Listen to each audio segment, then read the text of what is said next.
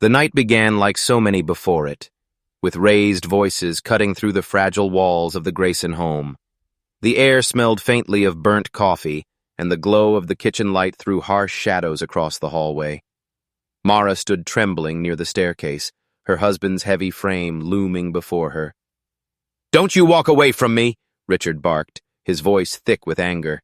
His hand gripped her arm too tightly, the pressure leaving behind the familiar ache of control. Mara swallowed hard, her voice barely above a whisper. "Please, not again. Just let me go upstairs." But there was no upstairs for her tonight. With one violent shove, Richard forced her backward, her body stumbling against the basement door. The handle rattled under his grip as he flung it open, the darkness yawning wide like a waiting mouth. "Maybe some time down there will make you listen," he snarled.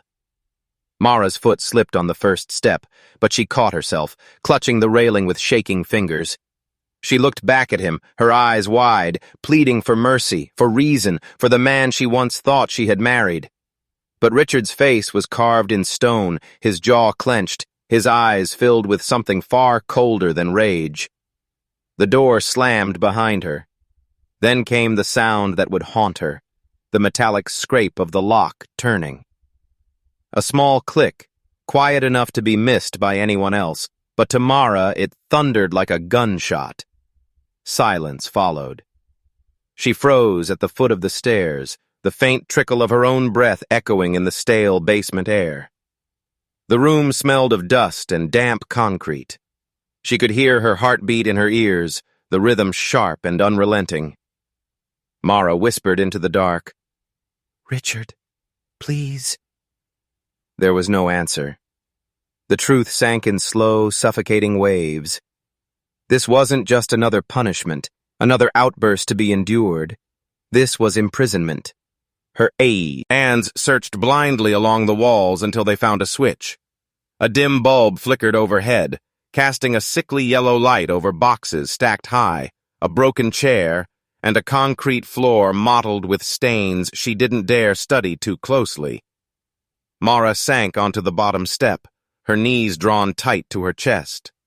The wood pressed into her spine, grounding her in a reality she didn't want to face. She thought back to when Richard used to be different. Charming, protective, the kind of man who made her feel safe. Somewhere in the years that protection had twisted into possession, the warmth curdled into cruelty. She pressed her forehead against her knees, whispering to herself like a prayer. "It's just for tonight. He'll let me out in the morning. He has to."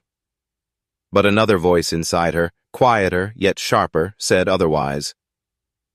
Upstairs, faint footsteps moved across the floorboards. She strained to listen, each creak telling her he was pacing. She wondered if he could hear her heartbeat through the walls, if he relished the silence that followed her muffled cries. Minutes crawled into hours. At some point, she rose and pressed her ear to the wooden door. The smell of varnish mixed with the iron tang of the lock. She thought she heard him mutter something, words too soft to make out. Then came the creak of a chair, the scrape of a bottle, the sigh of a man sinking into his own unraveling thoughts. Her stomach tightened. This was no drunken tantrum. This was deliberate. Mara backed away slowly, her body trembling, her mind racing. She scanned the room, desperate for tools, for weapons, for anything that could mean escape. But the basement was a cage, and Richard had sealed it with a key. She sank back onto the cold floor, tears sliding down her cheeks. The bulb buzzed overhead, the only sound beside her uneven breathing. And as dawn's first light slipped through the cracks in the basement window, Mara realized the truth. The lock had turned not just on a door, but on her freedom. Her 7 days had begun. The first hours passed slowly, stretched thin by silence and fear. Mara lay curled on the cold basement floor, her cheek pressed against concrete that stole the warmth from her skin. The bulb overhead flickered intermittently, and each time the shadows surged, she felt swallowed by them. Her stomach growled in protest, sharp pangs cutting through her ribs. She tried to ignore it, but the hunger grew louder than her thoughts, gnawing at her insides. By evening her lips were dry, her throat burning with thirst. She found herself staring at the thin trickle of moisture along a wall where rain had leaked in over the years. She closed her eyes and forced the image away. To keep herself from breaking, she began counting the cracks in the foundation. 1, 2, 3. She traced each jagged line with her eyes, whispering the numbers under her breath like a mantra. But no matter how high she counted, the silence pressed in harder. It was in that silence that memories returned, not in soft fragments but in jagged shards. She remembered Richard at their wedding, his smile bright, his hand protective on her back as though guiding her into a future. She had believed in that touch. She had mistaken control for care. The years that followed rewrote that story. Richard monitored what she wore, where she went, who she spoke to. At first it was subtle, suggestions disguised as concern. Don't wear that dress, Mara. It draws the wrong kind of attention. Later it became commands, then punishments. She remembered bruises hidden beneath sweaters in summer, smiles painted over with trembling lips. Her throat tightened at the thought. Now the darkness around her was no longer confined to the basement walls. It was inside her, a reminder that the cage she lived in hadn't been built in a single night. It had been constructed over years, brick by brick, insult by insult, bruise by bruise, and the basement was only the final lock. She pressed her back against the wall, closing her eyes, trying to steady the pounding of her heart. Somewhere above, a floorboard groaned. Richard was moving. She held her breath, straining to catch every sound. His heavy footsteps moved from the kitchen to the living room, then stopped. She pictured him sitting in his chair with a drink in hand, satisfied by the silence beneath his feet. The idea filled her with a heat sharper than hunger.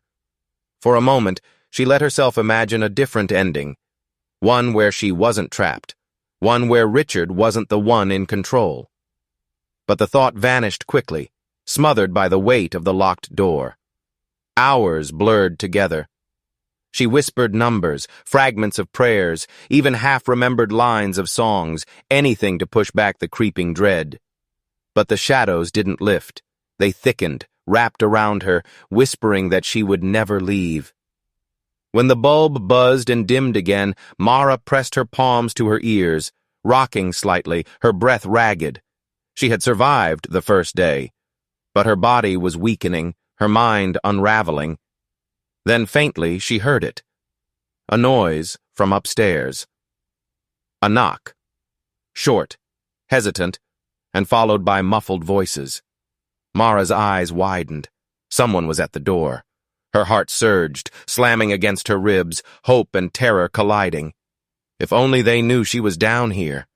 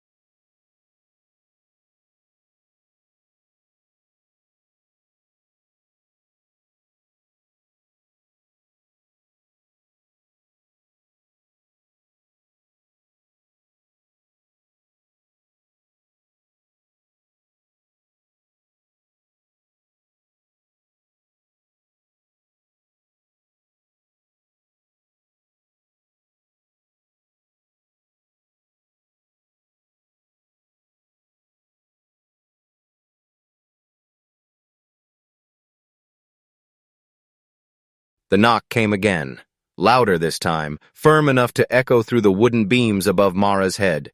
She held her breath, straining to catch every sound. For a heartbeat, hope swelled inside her chest, rising so quickly it nearly choked her. Then came the footsteps. Richard's heavy, deliberate stride shook the ceiling dust loose. He crossed the floor with measured slowness, muttering under his breath.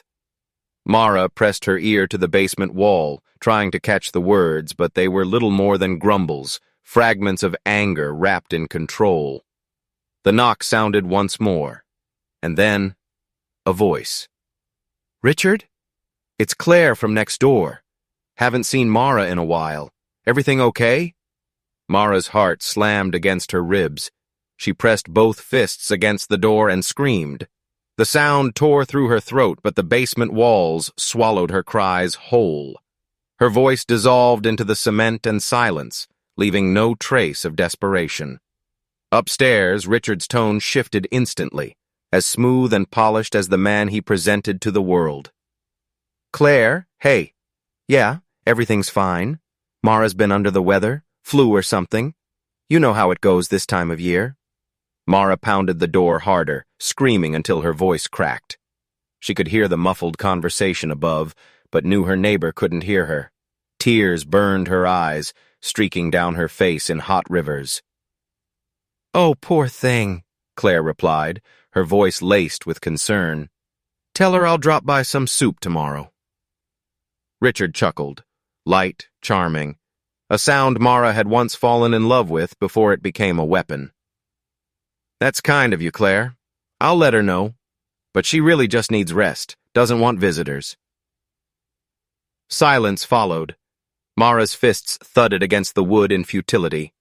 Every strike felt like it should splinter the barrier, yet it only reminded her of its strength, and her backness. "All right then," Claire finally said. "Give her my best." The sound of retreating footsteps faded away, swallowed by the evening quiet. Mara slid down against the door, her throat raw, her palms aching. Hope, which had burned so brightly a moment ago, collapsed into ashes.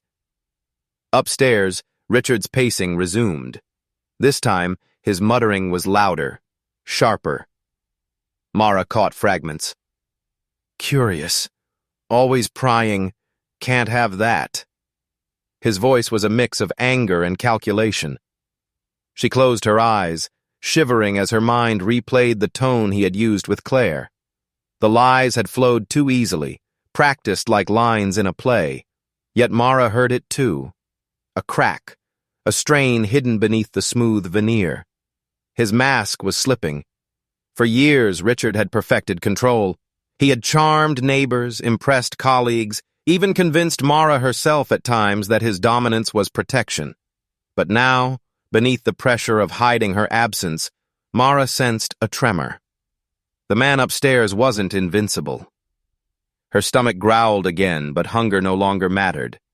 She clung to the flicker of realization. Richard's cracks were widening. If she could survive, if she could endure, maybe, just maybe, they would destroy him before they destroyed her. A sudden thud above made her flinch. Furniture scraped. Richard cursed loudly, the words echoing through the beams. Then silence again, heavy and ominous. Mara curled into herself, trembling, the image of Claire's face lingering in her mind. The following morning, the creak of footsteps jolted Mara awake. Dust fell from the ceiling as Richard moved quickly through the house. His muttering had changed. No longer a low, constant hum, but hurried and clipped, as if he were preparing for something. Mara crawled closer to the basement door, her ear pressed against the cold wood. That was when she heard it. The sharp ring of the doorbell. Her heart stuttered. Another visitor. "Richard?" A woman's voice called. Familiar, firm, with the kind of tone that refused to be ignored. "It's Evelyn." Mara's chest tightened. Evelyn, Richard's sister.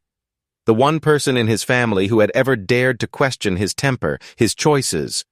Mara had always sensed Evelyn's skepticism, hidden beneath polite smiles. If anyone could sense the wrongness in the house, it was her. Upstairs, Richard's footsteps hesitated before reaching the front door. His voice carried, bright and forced. "Evelyn, what a surprise." "Don't sound so thrilled," Evelyn replied dryly. "I was in the neighborhood. Thought I'd stop by." Mara pressed her palms against the door, desperate. Her lips trembled as she whispered soundless pleas. "Open it. Please, open it." Evelyn stepped inside, her heels clicking against the wooden floor. "It smells odd in here. Damp. Musty. Have you had a leak?" Mara's breath caught. The basement air, the heavy moisture clinging to her skin, the scent of concrete and mildew. It had seeped upward, betraying her prison. Richard laughed too quickly. "Old pipes. I've been meaning to fix it." Evelyn didn't sound convinced. "And Mara? I haven't heard from her in days." There was a pause. Mara imagined Richard's jaw tightening, his eyes narrowing the way they always did before his voice turned sharp. "She's resting," he said flatly. "Caught a nasty bug. Doesn't want company." Evelyn's footsteps moved closer. Mara strained, her body shaking with hope. She could hear her now, right above, near the basement door. The faint squeak of the doorknob shifting made Mara's heart leap. "Yes. Yes. Please, Evelyn. Please." But then Richard's voice boomed, harsher than before. "Don't. She needs rest. You know how she gets. Dramatic. The smallest cold, and suddenly she's bedridden for a week." Silence hung heavy.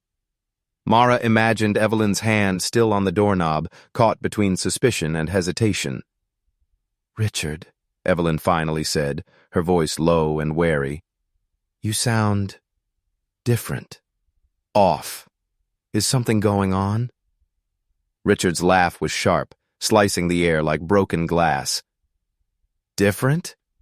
I'm exhausted, that's all. Unlike some people, I don't have time to sit around gossiping." Evelyn exhaled, a frustrated sound. "You always were defensive." Her footsteps retreated toward the door. "Fine. Tell Mara I'll call her later. I want to hear her voice myself." "Of course," Richard said quickly, too quickly. The door clicked shut. Mara sagged against the basement wall, every bone in her body aching with disappointment. So close. Evelyn had been so close. Above her, Richard's pacing returned, heavier, angrier. Each thud of his feet was a warning. He knew the walls were closing in, and Mara knew, with growing certainty, that he would do anything, to keep them standing.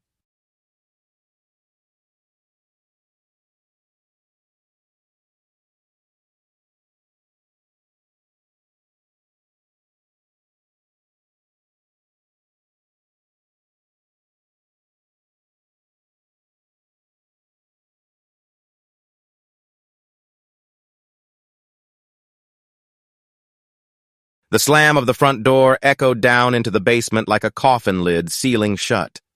Evelyn was gone. Mara's hope drained, leaving her slumped against the wall, her body trembling with exhaustion. But silence was a cruel companion. In its heavy grip, memories rose, unbidden and merciless. She pulled her knees to her chest, trying to hold herself together. The chill of the concrete floor pressed into her bones, but it was nothing compared to the frost that had lived in her marriage for years. With her eyes closed, she saw it again. The first time Richard's charm had turned into something darker. It was after dinner years ago. They'd been married just 2 months. Richard had laughed with friends at the table, pouring wine, boasting about his promotion. But when the guests left, his smile vanished.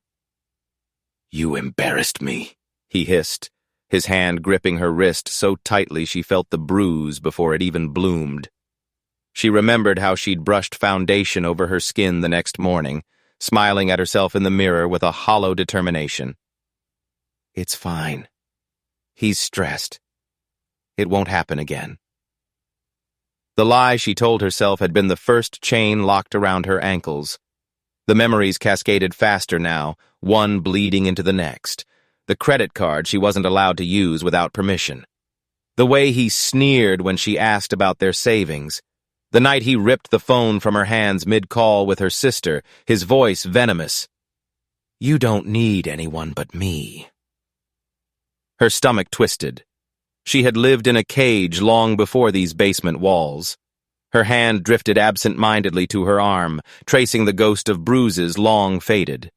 There had been one in particular, purple, angry, blooming across her ribs like a secret garden of pain. She'd worn sweaters in July just to keep it hidden. When friends asked if she was overheating, she smiled too quickly, too brightly. And then the night everything changed. She saw it as vividly as if it were unfolding before her eyes. The argument had been about something small, a misplaced bill, an accusation about money she hadn't touched. But his rage that night was a storm. He shoved her against the kitchen counter, his face inches from hers, spit flying as he shouted. For the first time, she thought, I could leave. I have to leave. But she hadn't. She had stayed. For the house. For the illusion of stability. For the foolish hope that maybe love could return.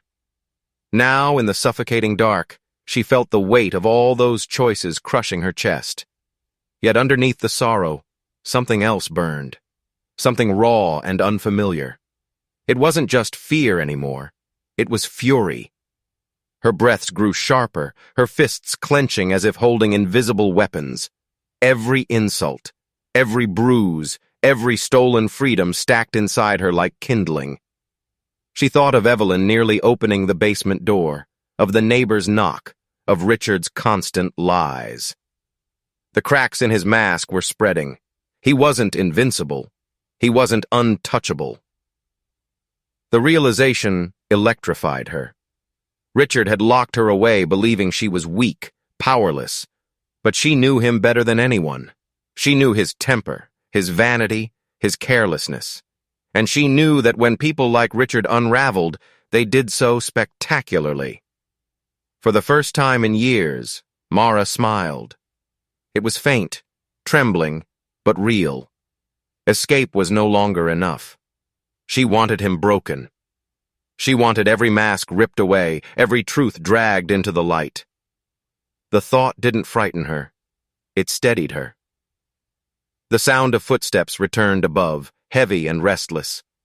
Richard was pacing again, muttering curses under his breath. He thought she was down here rotting in silence, but in the dark, Mara was awakening. And somewhere deep inside a dangerous seed had been planted, one that whispered, and not just of freedom, but of revenge. The basement door creaked open, and Mara's body tensed. She listened as Richard's heavy footsteps descended halfway, then stopped. The sound of keys jingled, his muttering sharp with irritation. A moment later, the door slammed shut again, followed by the metallic scrape of the lock. Then, silence. Through the ceiling boards, Mara heard the muffled slam of the front door. A car engine roared to life, then faded into the distance. For the first time in days, the house above her was empty. Her heart pounded so violently she thought it might shake the walls. Alone, free, if only in this one thin sliver of time. She had to use it. Mara's eyes darted across the cluttered basement, desperate for something, anything, that could be a weapon or a lifeline. Her gaze landed on a stack of dusty boxes shoved into a corner. She crawled over, hands trembling as she pulled them apart. Old clothes, papers, useless junk. Then, buried at the bottom, she saw it. A small, scuffed cell phone. Her breath caught.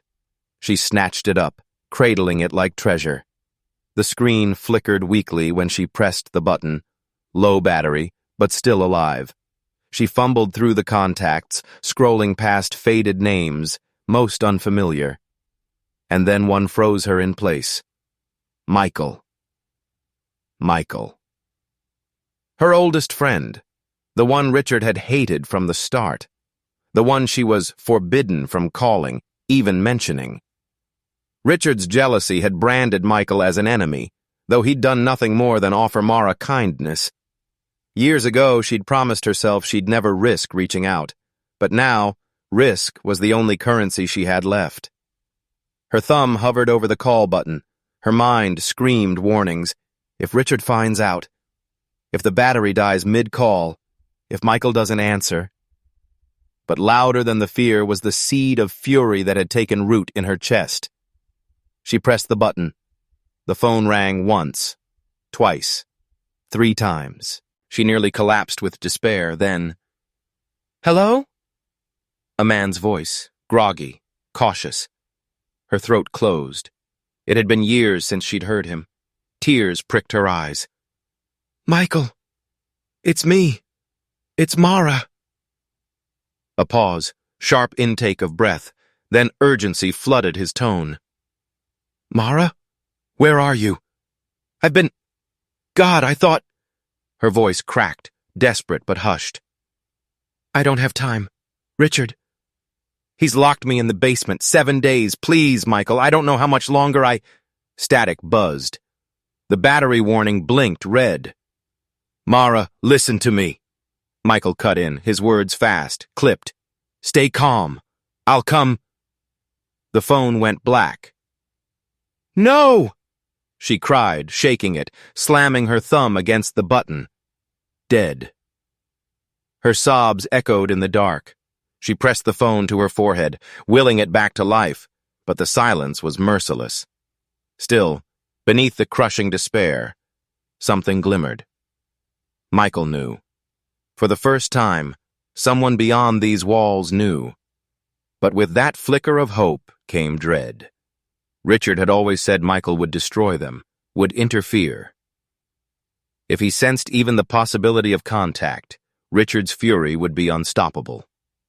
Mara shoved the phone back into the box just as the distant growl of the car returned. Tires on gravel. The front door opened. Heavy boots stomped across the floor above. She scrambled back into the shadows, forcing her breathing to steady. The lock scraped. The door at the top of the stairs shuddered. Richard was home, and Mara, her pulse pounding with terror and defiance, knew the walls were no longer silent. Her secret had escaped, and now danger pressed closer than ever.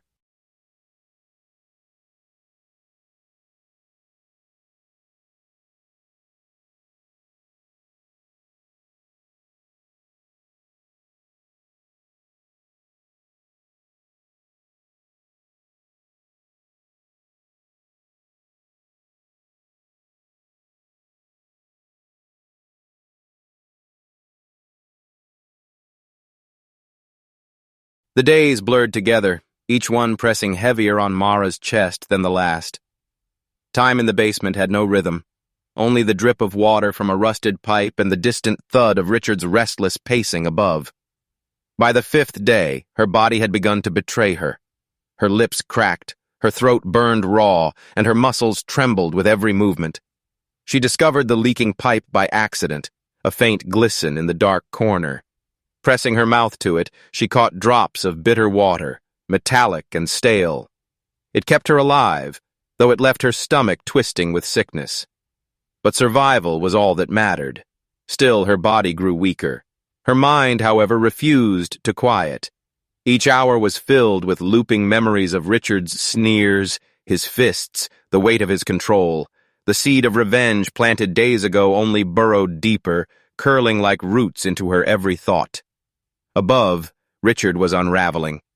Mara could hear it in the uneven cadence of his steps, the scrape of chairs pushed roughly across the floor, the slam of bottles on counters. Curtains were drawn tight. Mara knew because no slivers of light reached the basement anymore. He had sealed the house, as if darkness could protect him from suspicion. The phone rang once, twice, sometimes 3 times a day. Each time Richard let it shriek into silence. Sometimes he answered, his voice too smooth, too controlled. Mara pressed her ear to the door and caught fragments. "She's resting. No visitors. We're fine." But the mask slipped when the calls ended. His voice would rise in curses, his footsteps stomping like thunder overhead. By the 6th day, Mara could sense it. Richard's paranoia was a living thing, coiling tighter around him. He muttered to himself, words dripping through the floorboards. "She thinks she's clever. She won't win. She'll learn. Mara's stomach nodded. He was talking about her, wasn't he? Even locked in darkness, starving, trembling, he still believed she was plotting against him, and in truth she was. At night his drinking grew worse. Bottles clinked and shattered. His shouts rattled the house, sometimes calling her name, sometimes cursing the silence. Once he stormed down the stairs halfway, the door above shaking violently as if he might tear it open. Mara held her breath, her entire body rigid. But then he stopped, muttered something, and staggered away. The air in the basement thickened with rot. Not of death, but of dampness, mildew, and the sour tang of her own unwashed body. Mara pressed her nose into her sleeve, trying to escape it. Yet in a strange way, the stench became her armor. The basement was a tomb, yes, but it was also hers. Each day she survived inside, it felt like proof. Richard could cage her body, but not her will. On the 7th day, Mara's reflection in a shard of broken glass startled her. Hollow cheeks, dark-ringed eyes, hair plastered with sweat. She looked like a ghost, but in her eyes there was fire. She whispered to herself, lips trembling, "I will not die here." Upstairs, a glass shattered. Richard's voice followed, ragged and slow. The 7th day broke differently. Mara sensed it before she heard the footsteps, something jagged in the rhythm, heavier than his usual drunken stomps. She pressed her back to the wall, her breath quick, her ears straining. Then came the metallic rattle of keys, the scrape of the lock, the groan of hinges that hadn't moved in days. Richard stormed into the basement like a storm breaking through the walls. His eyes were red, veins spidering through the whites. His hair stuck up in greasy tufts, and the sour stench of alcohol clung to him. In his hand, a half-empty bottle dangled, sloshing with each step. For a moment, Mara couldn't move. Her body was weak, her limbs trembling from hunger, but her mind sharpened in an instant. This was the moment she had feared, the one she had imagined 100 ways. And now it was here. Richard's voice tore through the silence. "You think you're clever, don't you?" His words slurred, but his anger was razor-sharp. He pointed at her with the bottle. "I hear you whispering down here. I hear you plotting against me." Mara swallowed, her throat dry as sandpaper.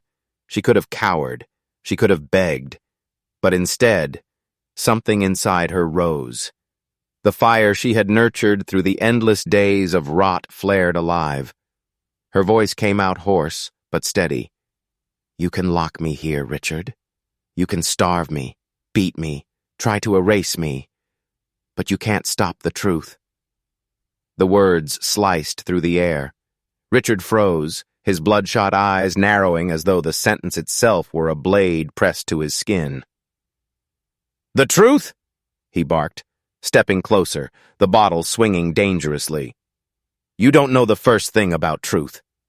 The truth is you'd be nothing without me. Who paid the bills? Who gave you this house? This life? You ungrateful—" "Ungrateful?" Mara snapped, her voice cracking with both weakness and fury.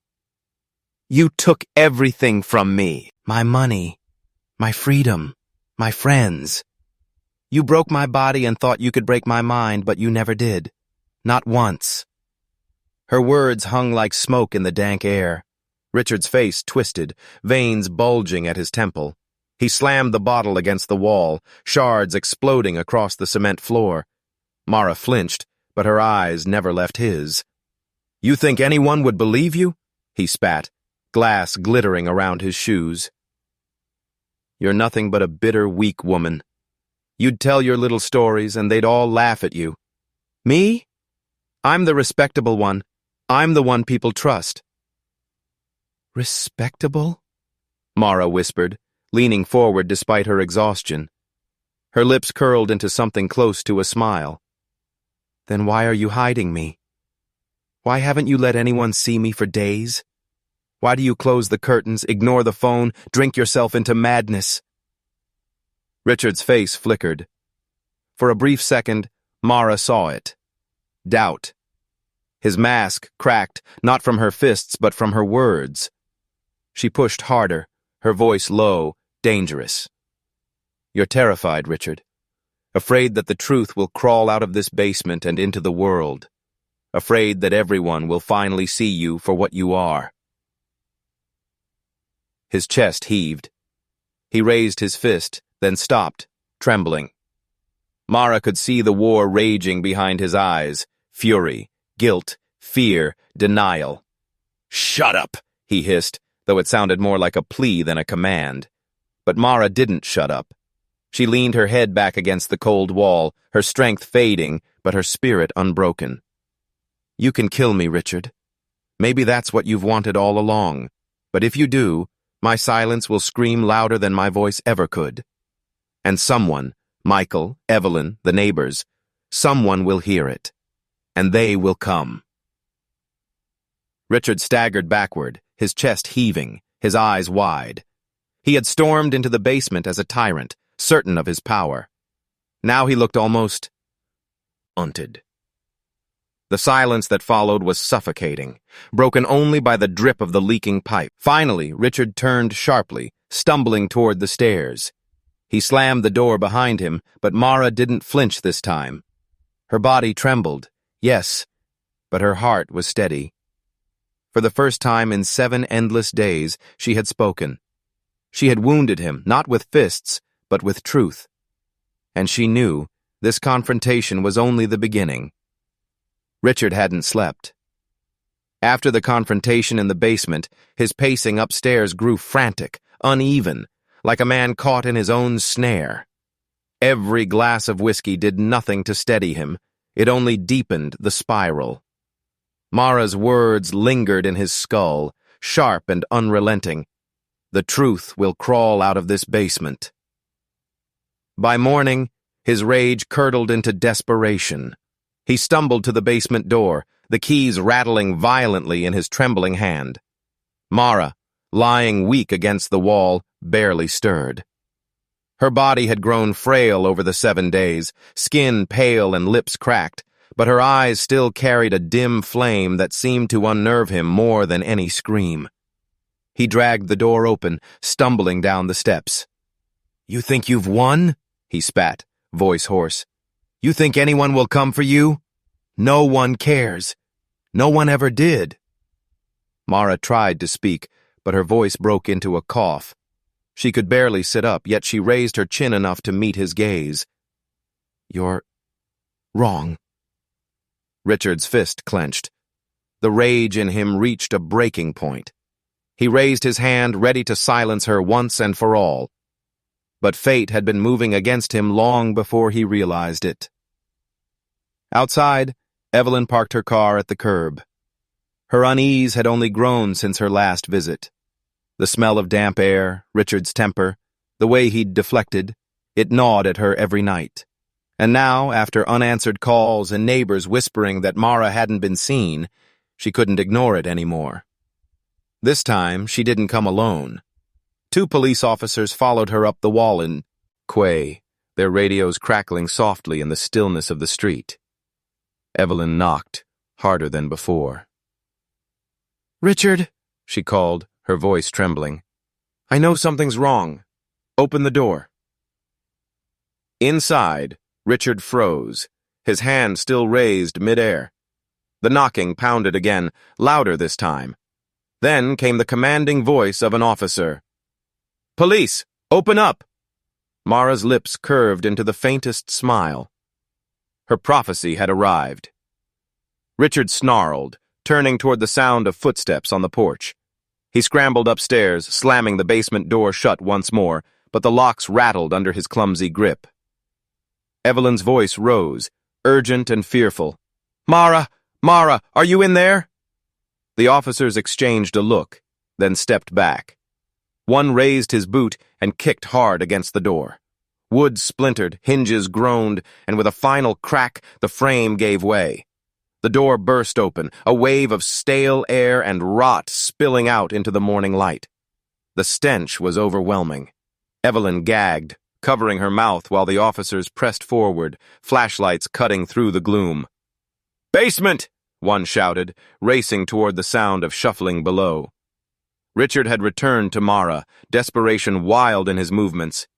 He gripped her arm, shaking her limp body, muttering incoherently. "She's lying. She's lying. You can't take her word over mine." His voice cracked as if he were begging ghosts instead of people. The officers descended in a rush. "Step away from her! Now!" Richard spun, sweat pouring down his temple, eyes glazed with mania. For a moment he looked like he might lunge, broken bottle still clutched in his hand. But the sight of guns leveled at his chest stopped him cold. Mara slumped sideways, barely conscious. Her head lolled, strands of hair plastered to her damp forehead. The officer nearest her knelt, checking her pulse. Relief flickered across his face. "She's Ali." "V!" he called.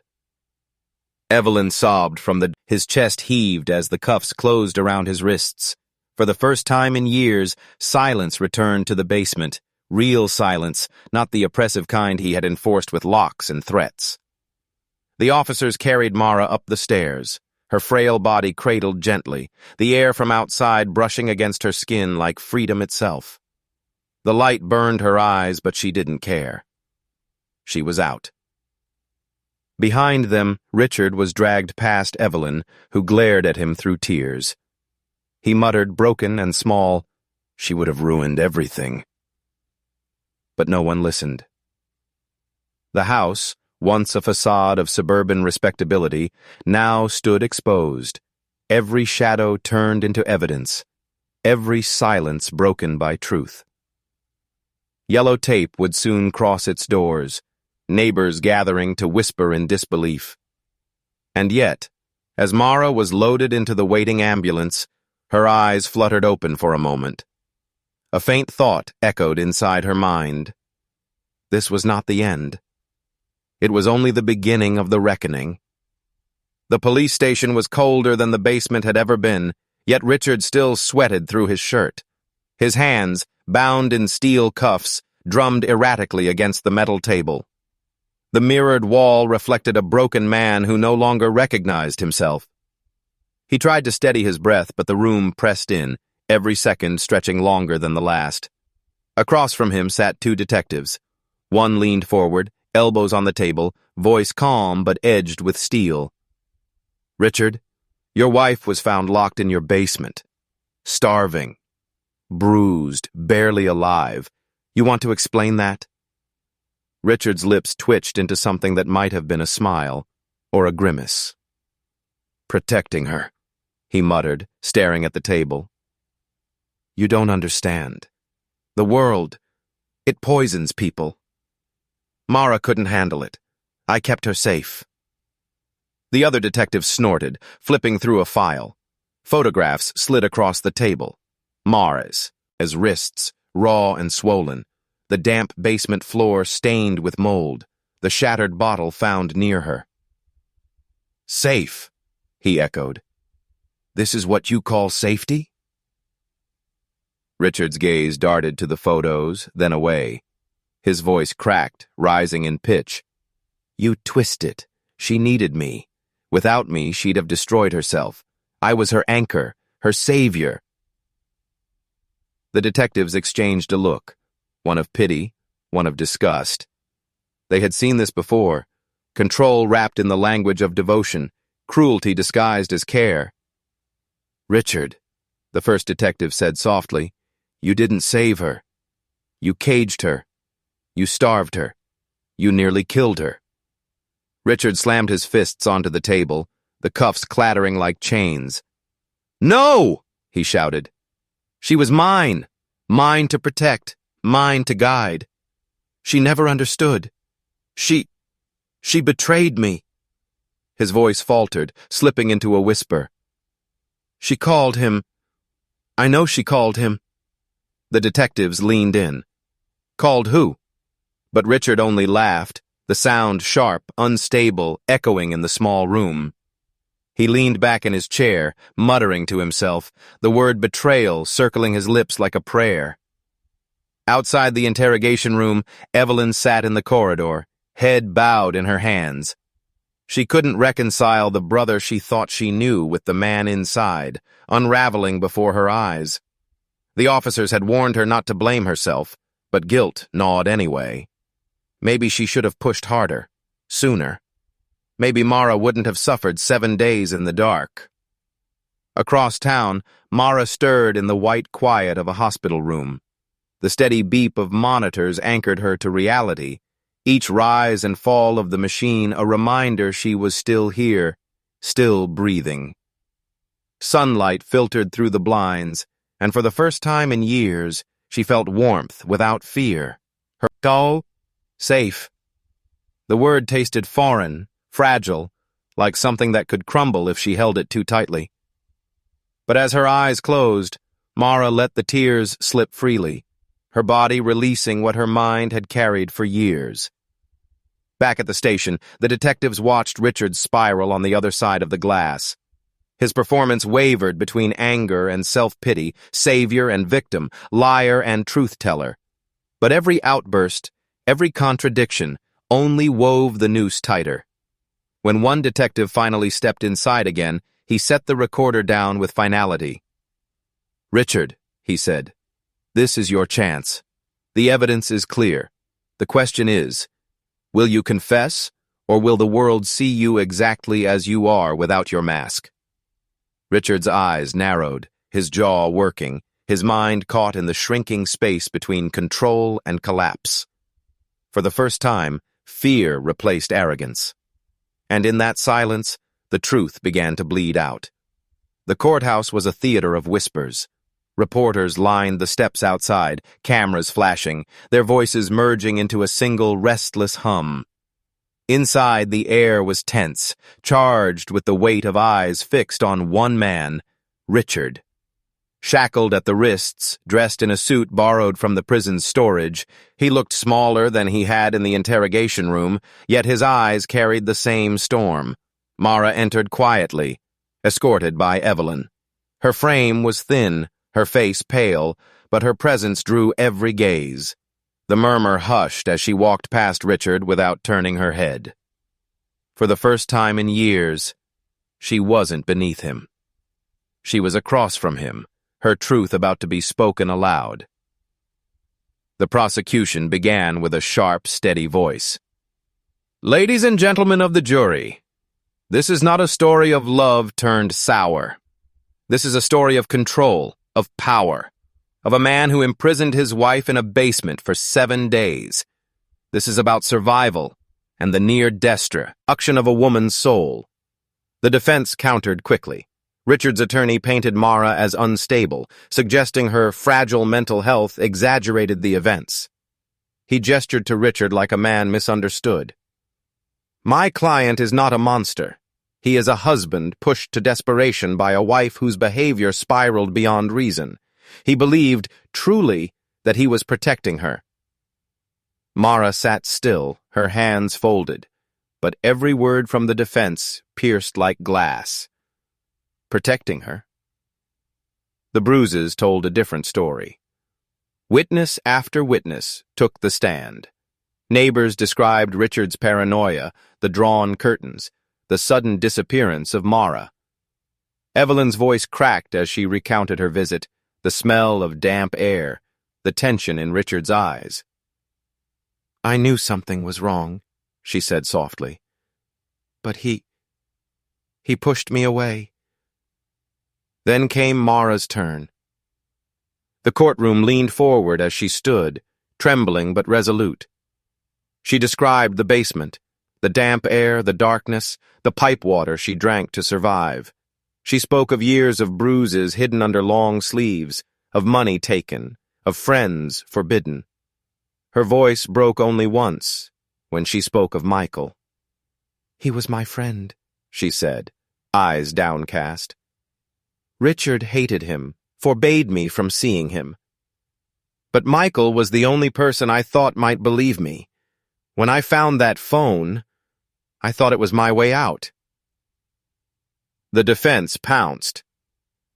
"So you admit," the lawyer pressed, "that you called another man behind your husband's back? That you broke trust first?" Mara lifted her gaze, steady now. "The only trust broken was his fists against my body, his lock on that door, his lies that this was love." The words lingered in the silence that followed. Even the judge shifted in his seat. Richard took the stand next, his voice sharp, oscillating between anger and pleading. "I loved her," he insisted. "She was weak, confused, always doubting self. I kept her safe. If I didn't, she'd have destroyed us both." His eyes darted to the jury, desperate. "You have to see, I wasn't cruel. I was her savior."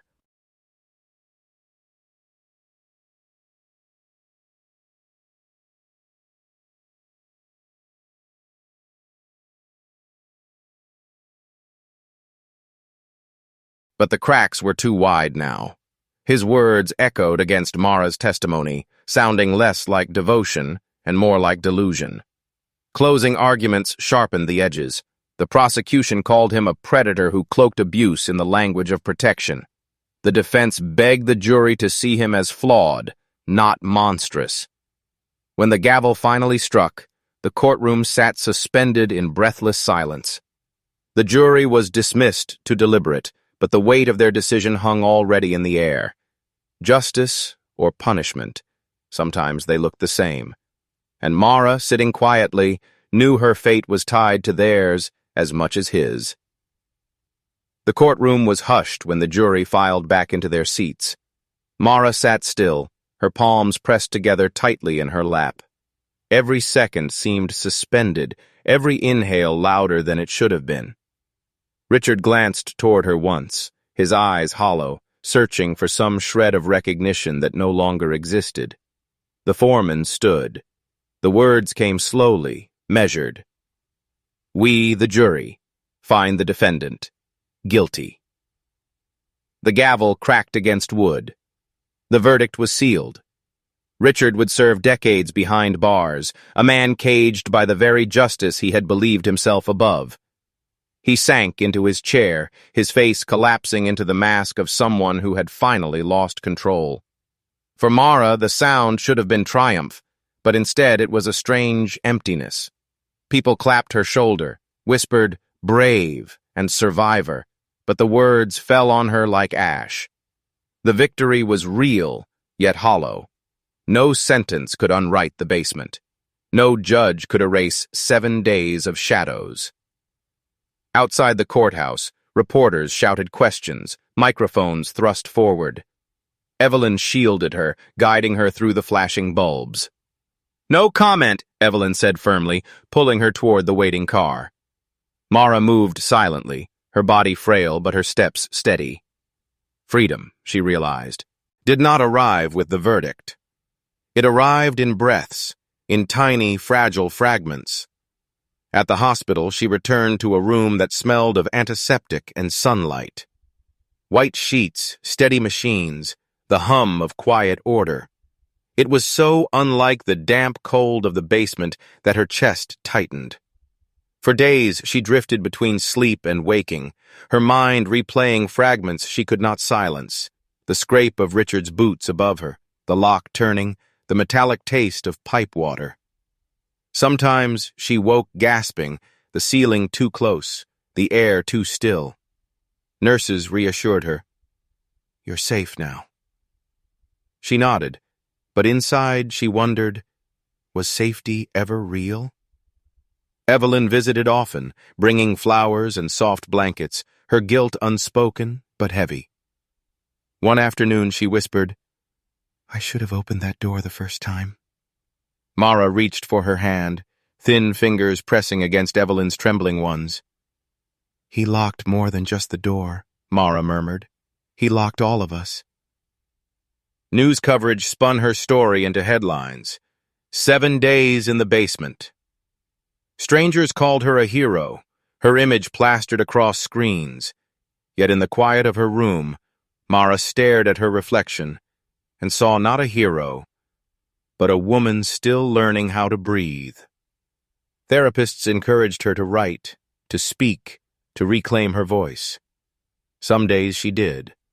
Other days she sat in silence, letting the pen rest between her fingers, afraid that words would open wounds she wasn't ready to touch. Weeks later, she was discharged. Evelyn drove her home, though home felt like a word stripped of meaning. The house where the lock had turned was sold, its walls now belonging to strangers. Mara refused to step inside again. Instead, she chose a small, but here now, there was space for something else. Mara closed her eyes and whispered to herself, not a prayer, not a plea, but a promise. I survived. And for the first time, she believed it.